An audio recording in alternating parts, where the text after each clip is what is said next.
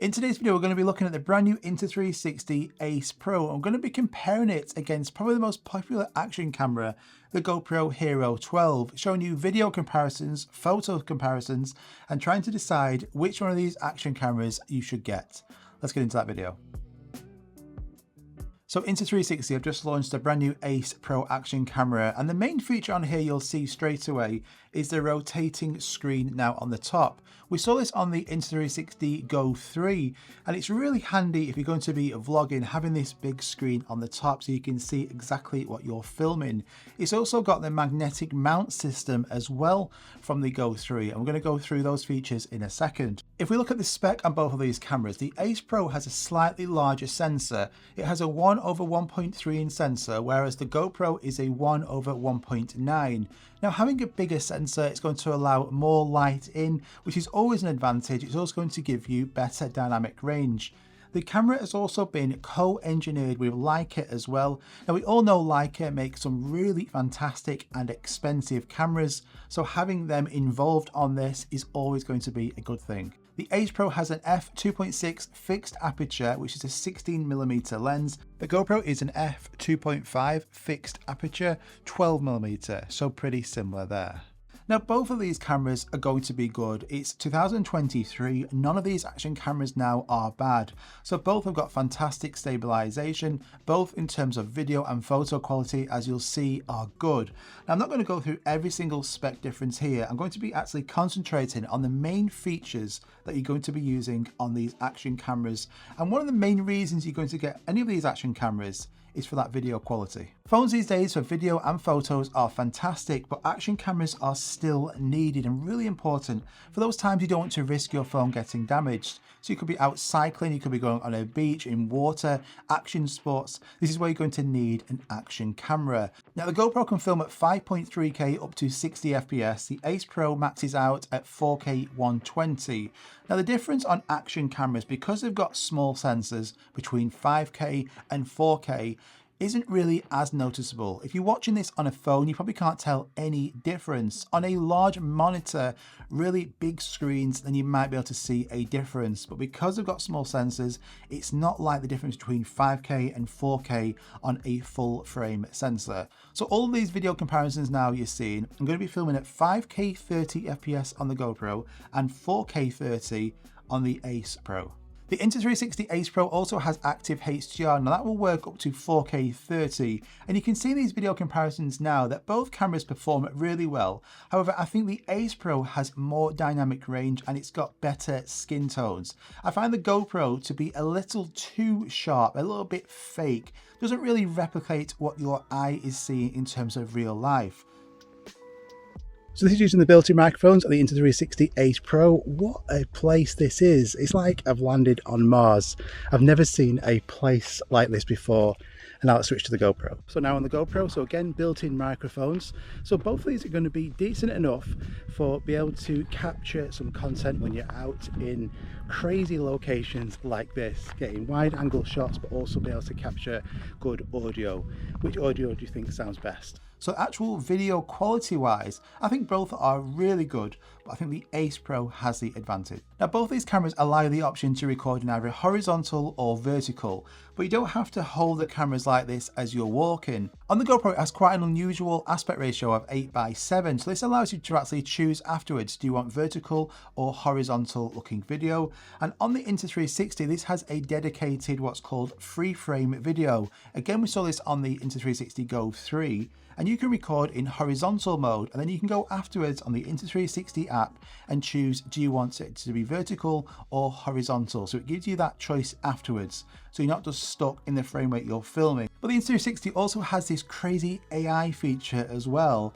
And this is going to allow you to get your footage in the Insta360 app, and then you could then write these like ChatGPT commands and transform your video clip. You can even use like the built-in effects that Insta360 offer, but there's no end to the creativity that you could do using this. I've never seen anything like it. It's crazy, but good. You have to see this to believe it. What you can do with your video is just, it's on another level.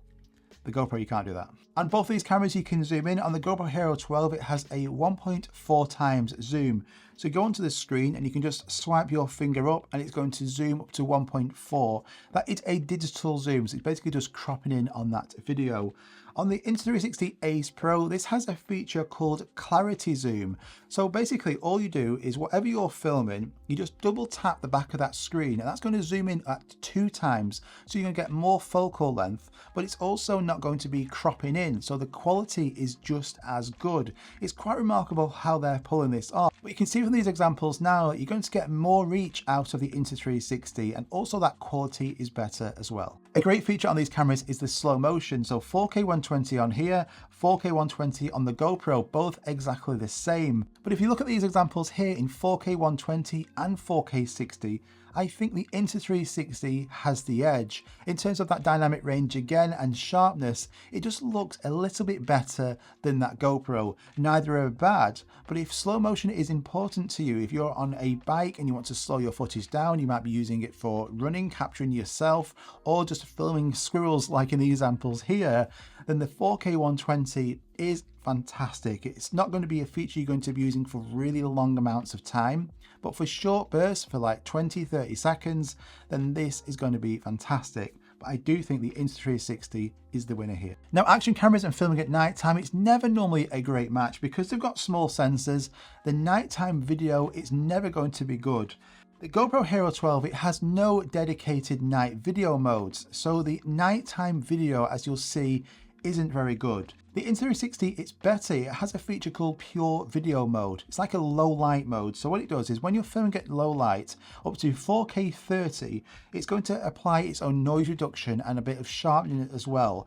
So you can see all these comparisons on the screen. The Insta360 is better. It's brighter, there's not as much noise, whereas on the GoPro, it's pretty bad. So I think you're going to be using that video function the most, but you can also take good photos as well. The GoPro Hero 12 supports 27 megapixel photos, the ACE Pro supports 48, so both really capable, but by having that larger megapixel number, it's going to allow you to potentially crop in afterwards if you need to. And just by looking at some of these photos on the screen here, I think both look great. You can get really nice wide angle shots. But again, in terms of detail, contrast, dynamic range, I think the ACE Pro has a slight advantage. On the front of both of these action cameras have screens. Now, neither of these are touch screens. On the GoPro, basically what you're seeing is what you're filming. So it allows you, if you're filming yourself, to look at yourself on this screen here. Now, it is quite a small screen, so it's only going to be good for basically just framing to make sure that you're in the frame. When you're out filming, especially in bright conditions, it is quite difficult to see what you're filming on this front screen. You can't change any settings or anything on here because it's not a touch screen. So again, that could be quite a bit of a problem because depending if you've got this mounted to something, the only way you can change settings on the GoPro is to actually go to the back screen where you have to change all the settings there. So if you've got it mounted, that's a pain. On the Insta360, this also isn't a touch screen, but it's basically going to be showing you what settings you've got set at that time. So your frame rates, your resolution, so you can see them. So it's not going to be showing you what you're filming. And that's because you have that dedicated screen on the top. So the difference in the size of being able to see exactly what I'm filming now compared to, say, the GoPro with this screen here, it's so much easier when filming yourself. So if you're going to be using a camera for documenting yourself or your group of friends when you're out and about, or just vlogging with an action camera like this, this is basically like having a small dedicated camera now with having this screen on the top, similar to like a Sony ZV-1. Whereas on the GoPro, it's a lot harder to see because of this small screen. And also by having this rotating screen, it allows you to get those low angle shots or whatever crazy angle you want to get. You can get them and you can always see what that camera is seeing. You can have this mounted on a bike and have this perfectly angled because you've got this rotating screen that goes all the way up. Or you could just turn it and then I could see exactly what I want to when I'm filming or vlogging myself. Whereas on the GoPro, it has no rotating screen, so it's quite difficult to see what you're filming when you're doing any low angles. It's always got to be kind of like eye level, otherwise you're going to struggle to see what the camera is seeing. Now, mounting these action cameras are going to be different as well. The ACE Pro has the magnetic mount system from the Go 3, so you can magnetically attach this camera, and it's so much faster having this magnetic system. When you're swapping to different mounts, you can just unclip this and then mount it to something else. Just so easy and streamlined to do. Whereas the GoPro, it has a traditional system, which is the thumb screw mount. Now it does have an option to connect a tripod to the bottom of it, but this, again, even though it is good, it does take longer. So if you're going to be switching to different mounts, different tripods, different selfie sticks, then having a magnetic system is going to be a lot faster than the process of having to screw and unscrew that every time you want to use it. Whereas on here, you can just unclip it, attach that to something else, put it back in place. It's a lot faster. And the ACE Pro also has a new feature called Highlights Assistant. So using AI, what it does is you go off and you record, and then it's going to actually select some of those best clips it thinks. It's going to merge them all together and then show you the best of that video clip. And then you can actually choose to keep them and it will create you a video, or you can get rid of parts of those clips. This is going to be great for anybody who's either A, not got a lot of experience in editing, or B, just don't have the time and you want this software to do all of it for you. So you can go onto the Insta360 app, it will show you what clips it thinks are going to look great, and it will create you its own video. Both of these cameras have got dedicated apps, the GoPro Quick app and the Insta360 app. These allow you to change the settings, get a live view of what the camera is seeing. You can actually edit on here, and you can download your photos and videos. Now, when you download it on the GoPro Quick app, it has to be in the foreground all the time. You can't go into any other app until it's finished. On the Insta360, you can actually download these video clips now in the background. So if you've got loads of different videos and they're all downloading, you don't have to be sat there with that app open. You could go into something else while it's downloading. Battery life is really important on here, pretty similar. You're going to get 70 minutes roundabout on the GoPro Hero 12 filming in 4K. Both of these give like numbers out there about how long they can film in 1080p. You're not going to be filming in 1080p, you're going to be filming in 4K or 5K. So 70 minutes on the GoPro, around about 100 minutes on the Insta360 ACE Pro.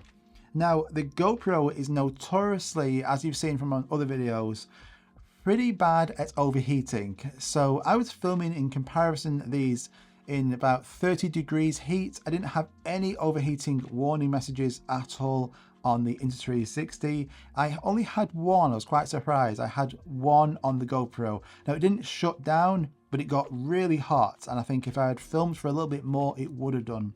Majority of the time I was filming both of these in 4K 30 and 5K 30, and then 4K 120 on both, but they were normally like 20-30 seconds or a minute at most. So battery life pretty similar, but overheating and like, is it going to overheat? Is it going to overheat? I don't have a lot of confidence with that GoPro. You've also got voice control as well, so you can actually say different things and it will start recording, take a picture, stop recording. But if you're in those environments where you don't actually want to speak or shout commands out, you can do gestures as well, and it will actually take a photo, stop and start recording as well, all from gestures. It's really cool. Now, if capturing GPS data is important to you, what GoPro decided to do was to remove that function altogether. They said they would prefer to have better battery life, which is good, but there's still better battery life on here. And on here, it does capture the GPS data. You can also sync with your Apple Watch or your Garmin as well. But you can also get this GPS preview remote as well, and this allows you to have full control over this camera. So you could wear this, you could have it, say, strapped around a bike, you could have it on a selfie stick, and now I can see and monitor exactly what this camera is seeing. I can change all of the different functions on here as well by swiping across. I might want to actually take a photo, I might want to get a video, all from here. I can stop and start it. I can even turn that camera on from this remote control, so I don't have to be near it. You can access all the settings for this camera and change them. There's a built-in compass. I can see the speed and all that GPS data as well, all from this. So again, if you're out cycling a lot, for instance, as one example, this is going to be really handy for you to have all this GPS data, and it's really nice and accessible on this watch with this big clear screen. And then finally on price, the ACE Pro is going to be $449. The GoPro, it has been reduced since it's come out. So now you've seen these in terms of video and photo quality, spec. Which one do you think is best? Let me know in the comments down below. Like I said at the start of this video, I think both are great. It's 2023, maybe 2024 when you're watching this. Neither are going to be bad. It's what's going to give you the best in terms of video quality, photos, and also their usability as well. How easy are these to use? The performance, does it overheat, battery life, extra features? But I would say the ACE Pro has that advantage. And if I could only pick one, I would say this one is the winner. If you want to pick up either of these, I'm going to link them both at the top of the description. I really do hope you found this helpful in comparing both of these. If you did, just hit that like button, and I'll see you guys on the next one. Bye bye.